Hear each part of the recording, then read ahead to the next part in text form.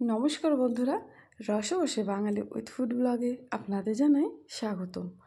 আজকে আমি তৈরি করব আজকের রেসিপি হলো আনারসের চাটনি। আর দারুণ টেস্টি এই আনারস চাটনি খেতে হয়।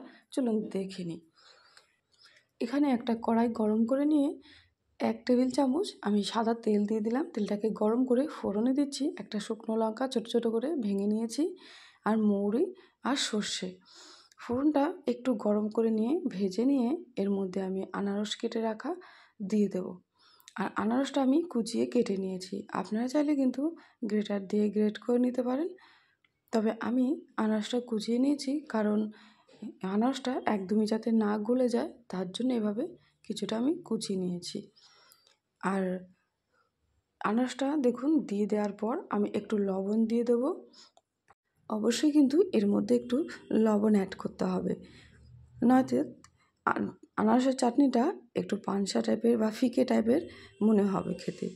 তো সামান্য পরিমাণ লবণ অ্যাড করে দিয়ে আমি এবার আনারসটাকে সেদ্ধ হতে দেব।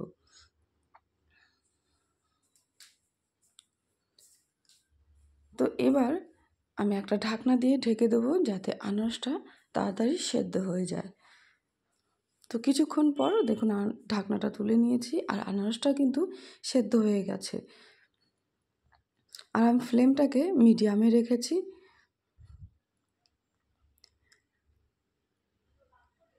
তো একটু নাড়াচাড়া করে নিয়ে এর মধ্যে এবার অ্যাড করে দেব চিনি।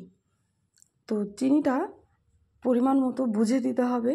আমি এখানে 1 কাপ পরিমাণ চিনি দিয়ে দিলাম, যেহেতু আনারসটা খুবই ভালো ছিল, খুবই মিষ্টি ছিল, তাই 1 কাপ পরিমাণ চিনি দিলে আমার হয়ে যাবে। অনেক সময় দেখবেন আনারস ফিকে টাইপের বা পানসা হয় খেতে, ওরকম আনারস হলে অবশ্যই চিনির পরিমাণটা একটু বেশি দেবেন, তাহলে আনারসের চাটনিটা খেতে ভালো হবে। তো দেখুন চিনিটা অনেকটাই গলে এসছে আর অনেকটাই জল জল হয়ে গেছে। তো এইবার এর মধ্যে আমি কাজু আর কিশমিশ দিয়ে দিলাম, খুবই অল্প পরিমাণ। এটা অবশ্যই অপশনাল, চাইলে দিতে পারেন বা স্কিপ করে যেতে পারেন।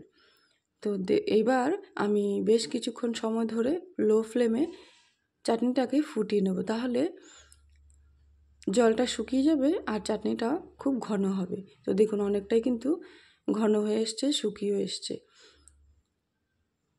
দেখতেই পাচ্ছেন একদমই শুকিয়ে এসছে। তবে এর থেকে বেশি আর আমি শুকনো করব না, তাহলে খেতে ভালো লাগবে না।